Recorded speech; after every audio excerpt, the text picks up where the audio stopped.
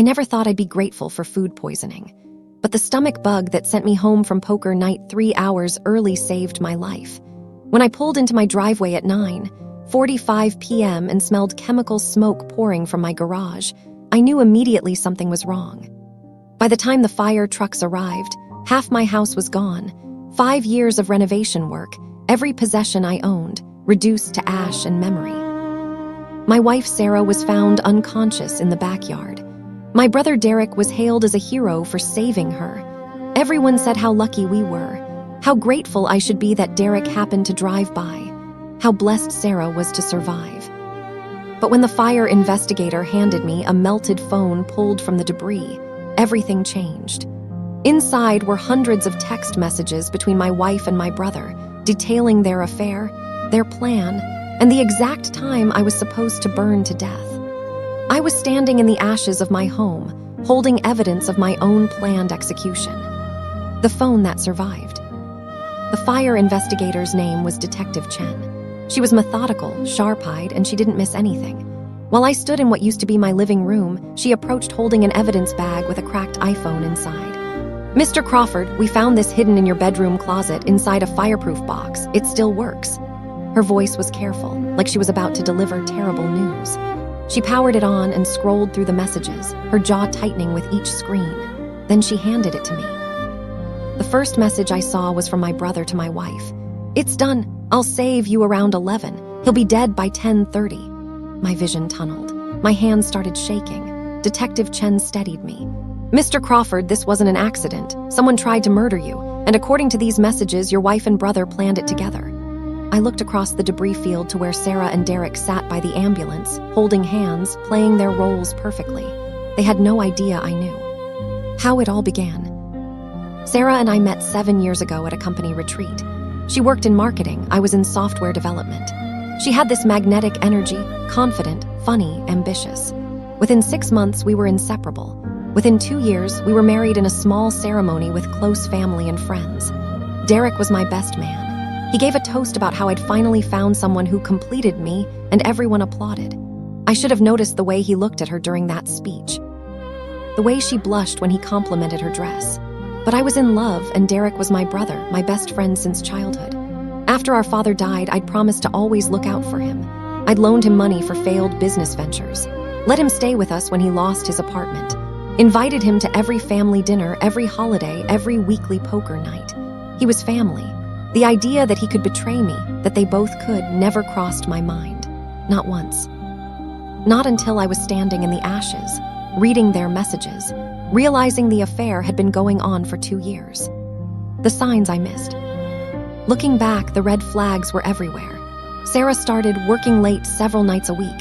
When I'd surprise her with dinner at the office, she wouldn't be there. "Off-site meeting," she'd explain, kissing my cheek. Derek suddenly developed an interest in home renovation, volunteering to help with projects.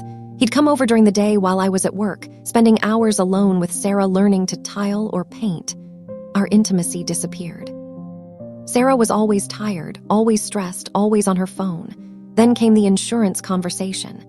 "We should increase your policy," Sarah suggested over dinner one night. "You're the breadwinner. If something happened, I'd need security." It made sense. We had a mortgage, expenses. I signed the paperwork increasing my life insurance to $2 million with Sarah as sole beneficiary. I thought I was being responsible. I was actually signing my own death warrant. Every late night, every nervous glance at her phone, every time Derek showed up unannounced, it all made sense now. They'd been planning this for months. The night everything burned.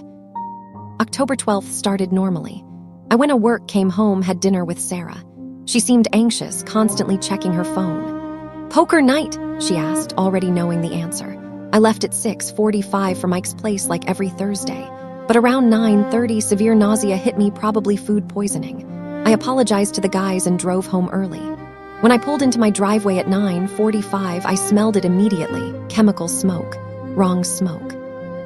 I ran to the front door, jammed shut from inside. Ran to the garage entrance and opened it to a wall of flames. The accelerant burn patterns were obvious. Multiple ignition points. This was arson. I called 911, screaming for help. Then I saw Derek's car parked down the street, hidden behind a neighbor's truck. Saw Derek himself running toward the house, yelling Sarah's name like a hero. The fire trucks arrived within minutes. They found Sarah in the backyard, unconscious from smoke inhalation. Derek had saved her. Everyone praised him, but I knew the truth. They'd miscalculated only one thing, me coming home early. The evidence, UNFOLDS. Detective Chen pulled me aside while firefighters worked. Mr. Crawford, this fire was deliberately set. Someone tried to end your life. She'd found accelerant patterns, blocked exits, and that phone. The backup device Sarah used to communicate with Derek, hidden in a fireproof box she'd forgotten about. Inside were hundreds of texts, voice memos, photos, calendar entries marking my poker nights, notes about the insurance policy. Google searches, how long does arson investigation take? Can they trace accelerant purchases? Fatal house fire statistics. They documented everything. One voice memo especially haunted me. Sarah's voice. What if he doesn't pass away? Derek's voice. He will. I'm blocking the exits. There's no way out. Trust me. Detective Chen's face showed disgust as she reviewed the evidence. This is premeditated capital crime for financial gain. We have everything we need. What happens now? I asked, my voice hollow. She closed the evidence bag carefully. Now we arrest them both. The confrontation. I insisted on being there for the arrest. Detective Chen tried to dissuade me, but I wouldn't budge. They tried to end me. I need to see their faces when they realize they failed. We went to the hospital where Sarah and Derek were being treated for minor smoke inhalation. They were in the same room, holding hands, whispering. I walked in first, alone. Sarah's face lit up. Marcus, oh my God, I was so worried. Save it. Her smile froze. Derek sat up. Bro. Thank God you're okay. When you set the fire, you mean? Silence. I played one of the recovered voice memos. Their voices planning my demise, discussing the insurance money, laughing about how I trusted them. Sarah started crying. Derek looked sick. You tried to end me, I said calmly. My own brother, my own wife. That's when Detective Chen entered with officers. Sarah Crawford, Derek Crawford, you're under arrest. As they were handcuffed, I asked Derek, how long? He looked up with something like shame. 2 years. Justice, SERVD. The trial was almost anticlimactic. The prosecution had overwhelming evidence, texts, voice memos, financial records, search histories. The defense tried, claiming the affair was real but the fire was accidental, that the messages were misunderstood. But you can't misunderstand, make sure he's gone by 10:30. The jury deliberated 4 hours, guilty on all counts. During sentencing, the judge showed no mercy. You plotted to end a man who loved you both, who trusted you, who supported you. Not in passion, but with cold calculation over months. You deserve every day of your sentence. Sarah got 25 years for conspiracy and fraud. Derek got 40 years for attempted capital crime and arson. Sarah sobbed throughout. Derek sat expressionless. I felt nothing. No satisfaction, no relief, just emptiness. The people I'd loved most in the world had tried to erase me for money. No sentence could fix that betrayal, but at least they'd face consequences. At least the truth was known. At least I was still breathing. REBULDNG from ASHES. 6 months later, I'm rebuilding, literally and figuratively. The insurance company paid out immediately once the investigation concluded. I used the money to rebuild the house with state-of-the-art security and fire suppression systems. I'm in therapy twice a week. Turns out, nearly being ended by family creates trust issues. I've reconnected with old friends I'd neglected during my marriage. Started dating again, though very slowly and carefully. The hardest part isn't the attempt on my life, it's the betrayal. Sarah sends letters from prison, rambling apologies about manipulation and dark places. I burn them unread. Derek hasn't written once. My mother is devastated, having lost both sons in one night. She asks me to forgive them, to remember the good times. But there were no good times. Betrayal this deep recontextualizes everything. Every happy memory is poisoned now. Every I love you was deception. Still, I'm here. Living, thriving. They wanted me gone so they could have paradise. Instead, they're in prison and I'm free. The moral: survival is the greatest victory. People ask if I've forgiven them. The answer is no, and it probably always will be. Forgiveness isn't owed to people who meticulously plan your end. But I've found something better than forgiveness: peace. I've learned that trust is earned, not given freely. That instincts exist for a reason. If something feels wrong, investigate. That even family can become adversaries when money is involved. That documenting everything and thoroughness can save your life. Most importantly, I learned that survival itself is victory. Sarah and Derek wanted me gone so they could start their perfect life together with $2 million. Instead, they're both in prison for decades, and I'm here, living, rebuilding, actually experiencing life instead of plotting to take someone else's.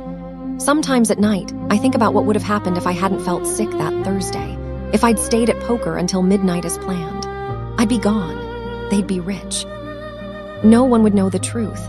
But that's not what happened. The universe got it right. That's not revenge, that's justice. This story isn't about revenge, it's about truth. The fire destroyed my house, but it revealed something far more valuable: who people really are when money is at stake. My wife and brother thought they'd planned the perfect crime. They researched, plotted, and executed every detail. They just forgot one thing: sometimes the universe intervenes. Food poisoning, a stomach bug, something that made me leave poker night 3 hours early and discover the fire before it could claim me. That tiny twist of fate exposed their entire plan and saved my life. Now I live in a house rebuilt from literal ashes, surrounded by better security but also better people. Real friends, genuine relationships, a life built on honesty instead of deception. Sarah and Derek took everything from me: my home, my trust, my family. But they couldn't take my life, and they couldn't stop me from rebuilding something stronger. In the end, I didn't just survive their betrayal, I outlived it. And that's the greatest victory of all.